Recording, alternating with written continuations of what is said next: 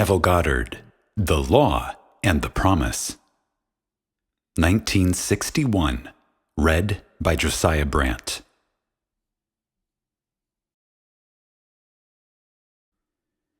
Chapter 2. Dwell Therein.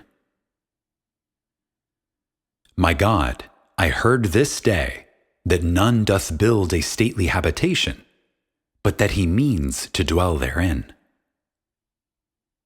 What house more stately has there been, or can be, than is man, to whose creation all things are in decay? George Herbert. I wish it were true of man's noble dreams, but unfortunately, perpetual construction, deferred occupancy, is the common default of man. Why build a stately habitation unless you intend to dwell therein? Why build a dream house and not dwell therein? This is the secret of those who lie in bed awake while they dream things true. They know how to live in their dream until, in fact, they do just that. Man, through the medium of a controlled waking dream, can predetermine his future. That imaginal activity of living in the feeling of the wish fulfilled leads man across a bridge of incident to the fulfillment of the dream.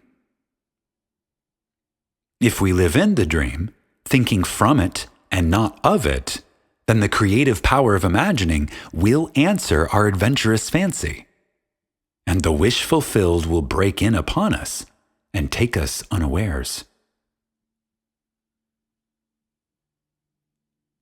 Again, man, through the medium of a controlled waking dream, can predetermine his future.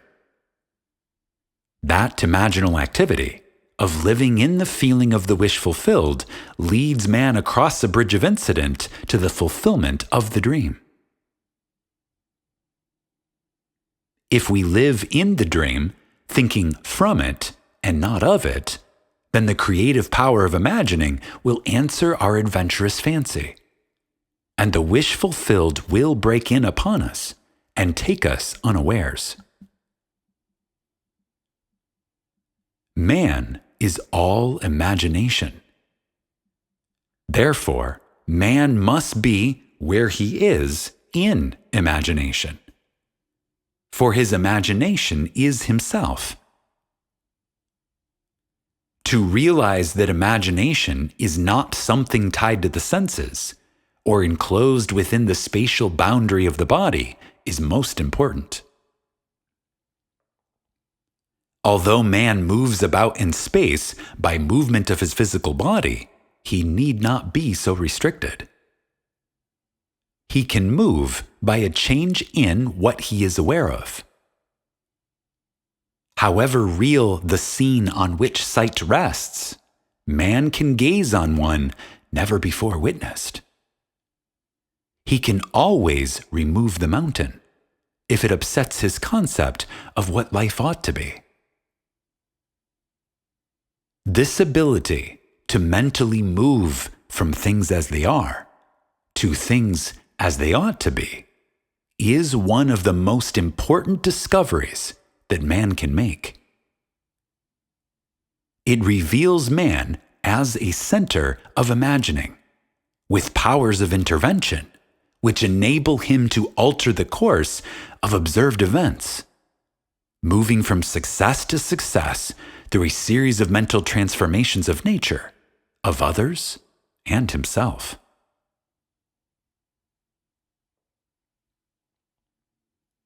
Again, however real the scene on which sight rests, man can gaze on one never before witnessed. He can always remove the mountain if it upsets his concept of what life ought to be. This ability to mentally move from things as they are to things as they ought to be is one of the most important discoveries that man can make. It reveals man as a center of imagining, with powers of intervention, which enable him to alter the course of observed events, moving from success to success through a series of mental transformations of nature, of others, and himself.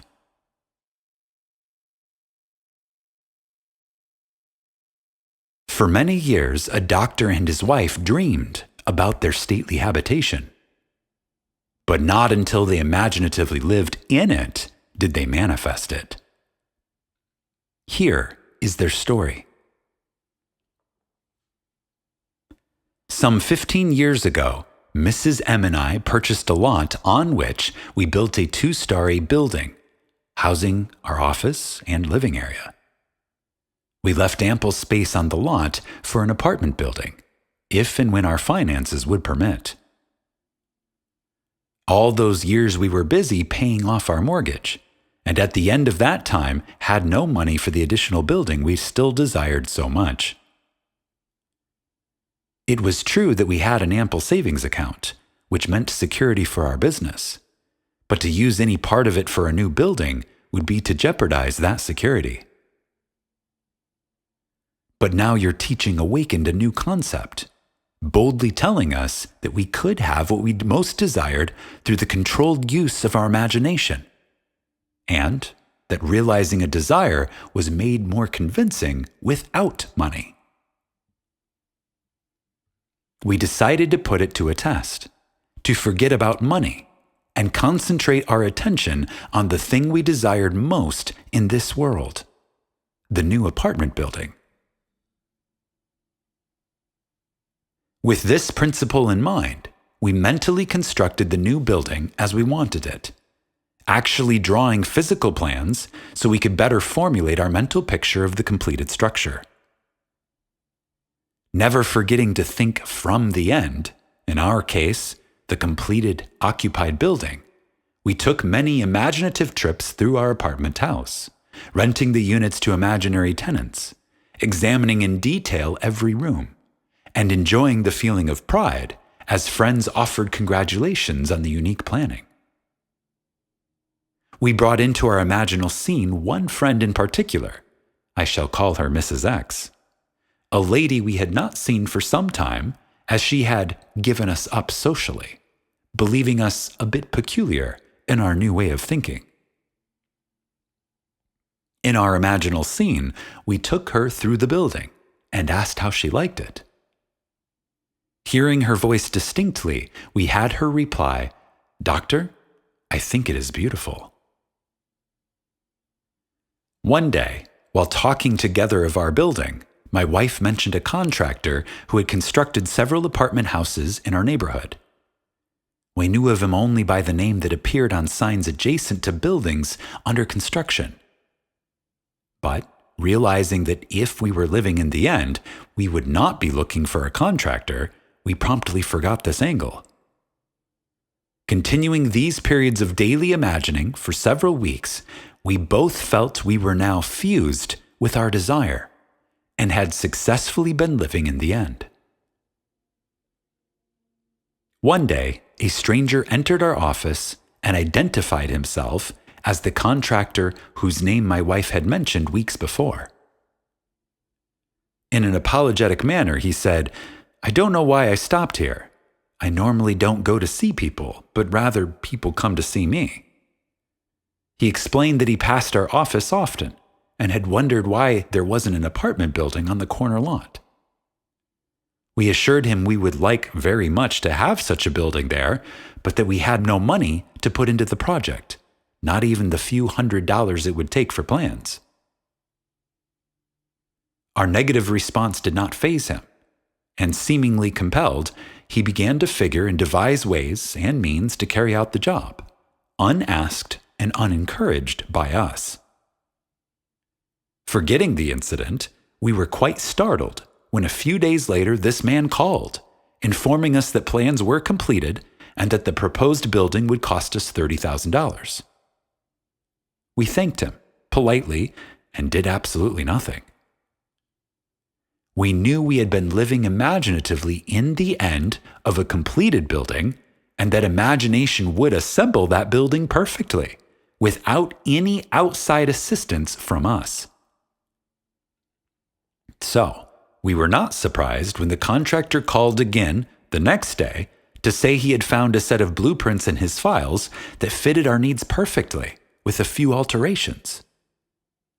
This, we were informed, would save us the architect's fee for the new plans. We thanked him again, and still did nothing. Logical thinkers would insist that such negative response from prospective customers would completely end the matter. Instead, 2 days later, the contractor called again with the news that he had located a finance company willing to cover the necessary loan with the exception of a few $1,000s. It sounds incredible, but we still did nothing.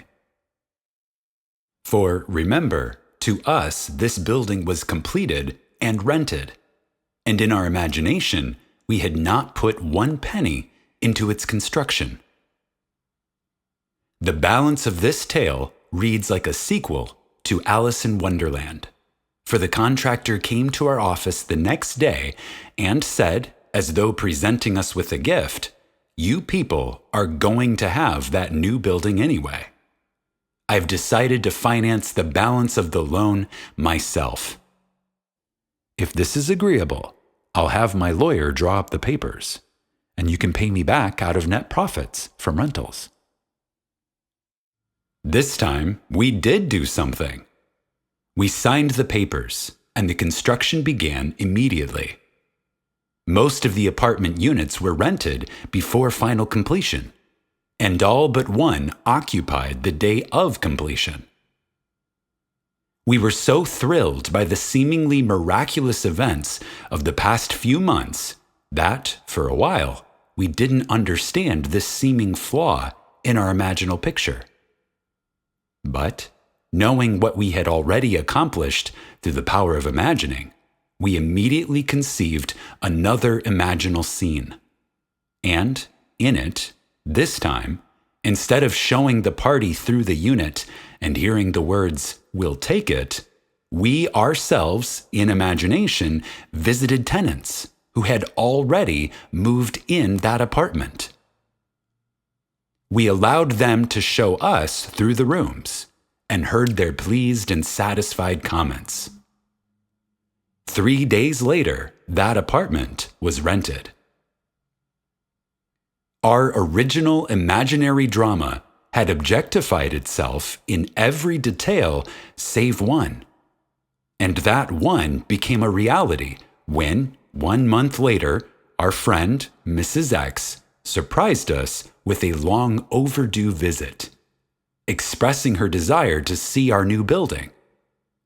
Gladly, we took her through, and at the very end of the tour, heard her speak the line we had heard in our imagination so many weeks before, as, with emphasis on each word, she said, "Doctor, I think it is beautiful." Our dream of 15 years was realized, and we know now that it could have been realized any time within those 15 years if we had known the secret of imagining and how to live in the end of desire. But now it was realized. Our one big desire was objectified, and we did not put 1 penny of our own money into it. Dr. M. Through the medium of a dream, a controlled waking dream, the doctor and his wife created reality. They learned how to live in their dream house, as, in fact, now they do. Although help seemingly came from without, the course of events was ultimately determined by the imaginal activity of the doctor and his wife. The participants were drawn into their imaginal drama because it was dramatically necessary that they should be. Their imaginal structure demanded it. All things, by a law divine, in one another's being, mingle. Percy Bysshe Shelley. Love's Philosophy. The following story illustrates the way in which a lady prepared her stately habitation by imaginatively sleeping in it, or dwelling therein.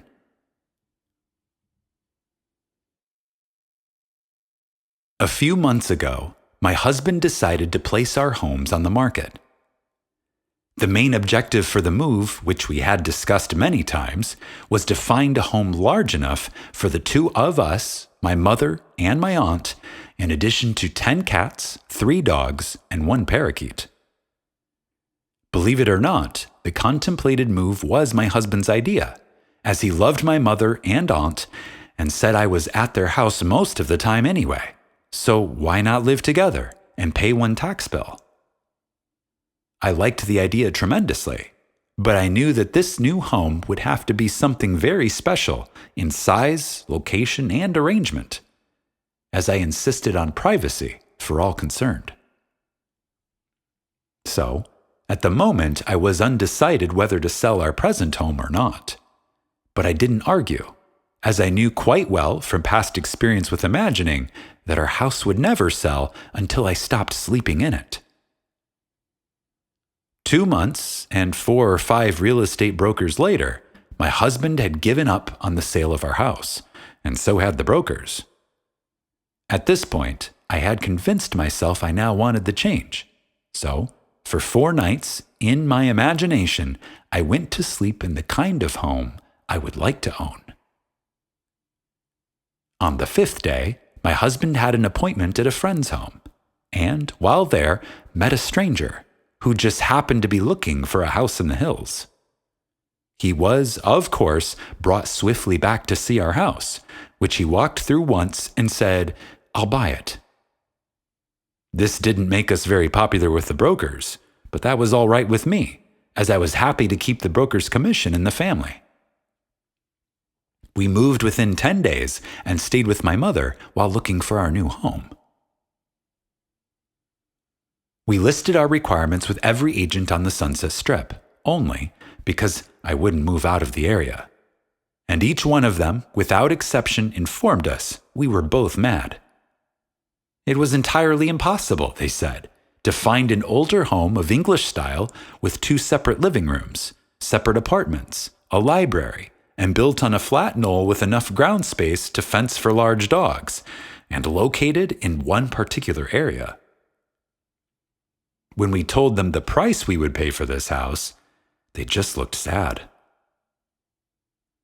I said that wasn't all we wanted.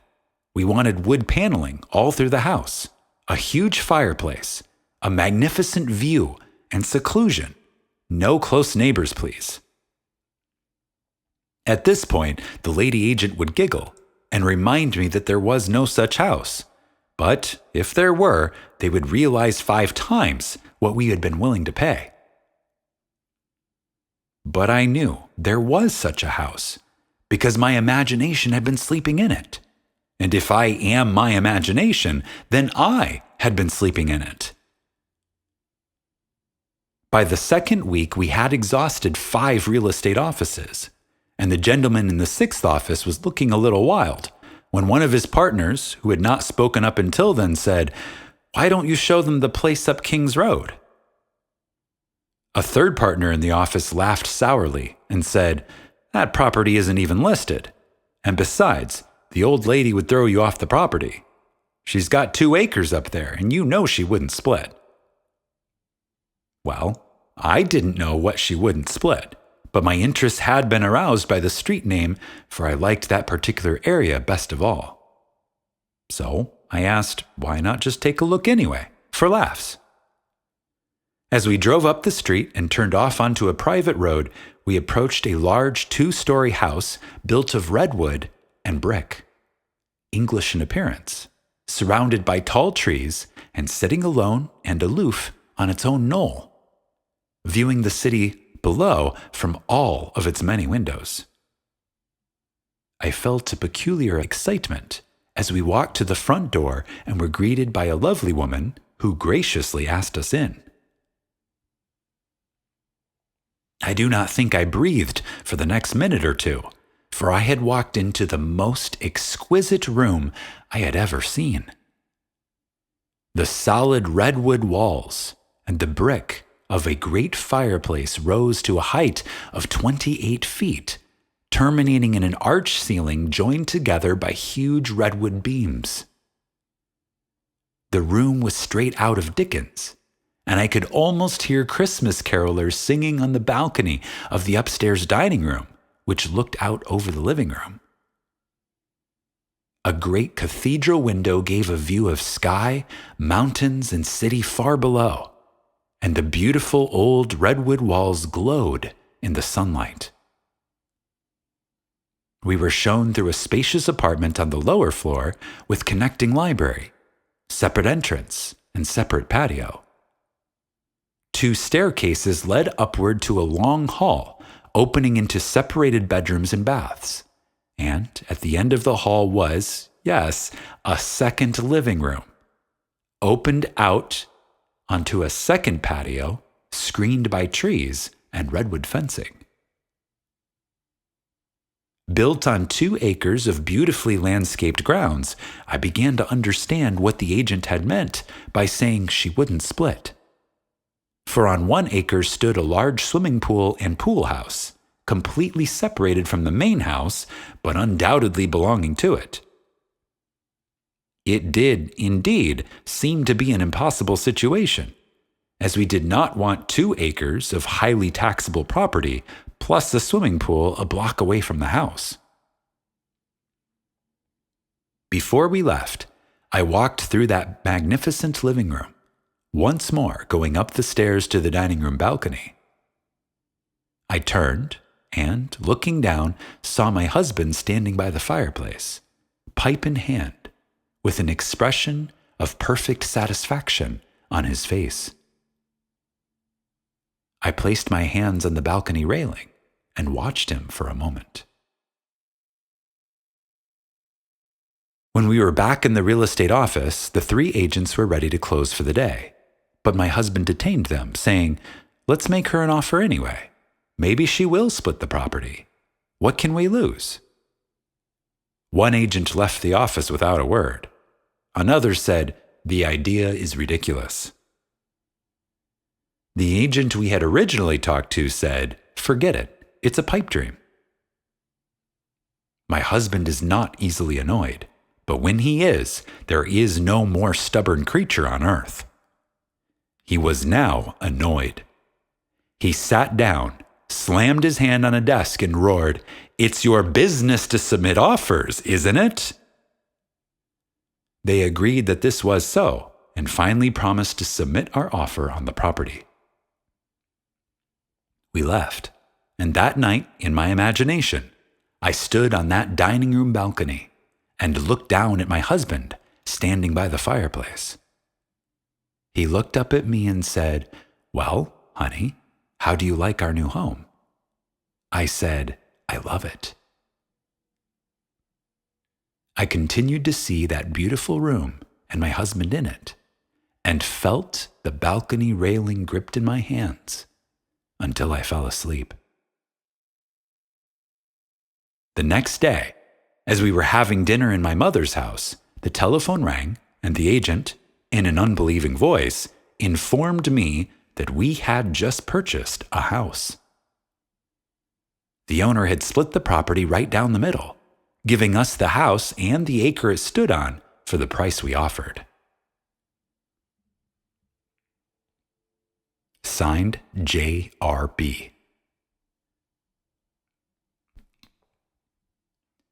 Dreamers often lie in bed, awake, while they do dream things true.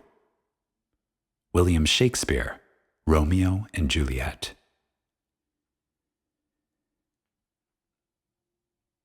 One must adopt either the way of imagination or the way of sense. No compromise or neutrality is possible. He who is not for me is against me. Matthew 12:30 and Luke 11:23.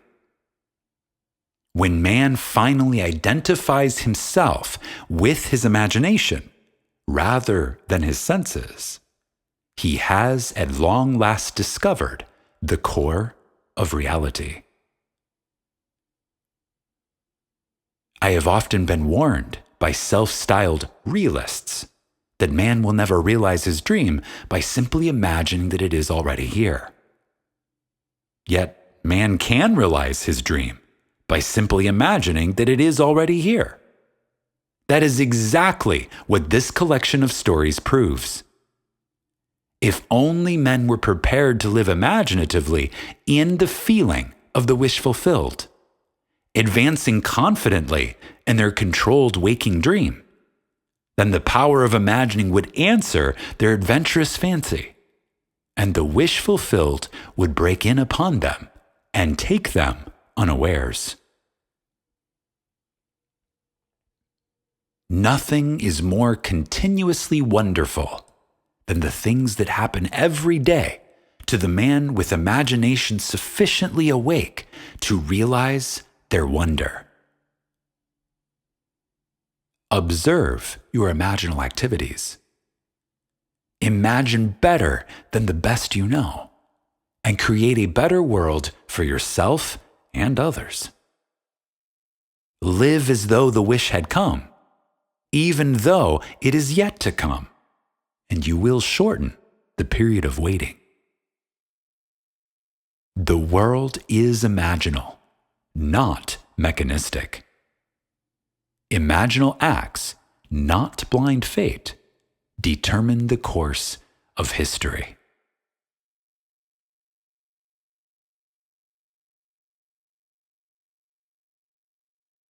Again, nothing is more continuously wonderful than the things that happen every day to the man with imagination sufficiently awake to realize their wonder.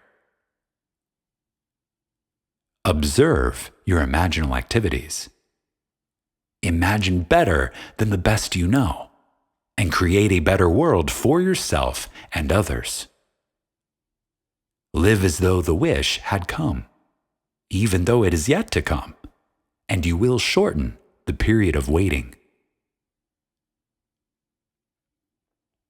The world is imaginal, not mechanistic. Imaginal acts and not blind fate determine the course of history.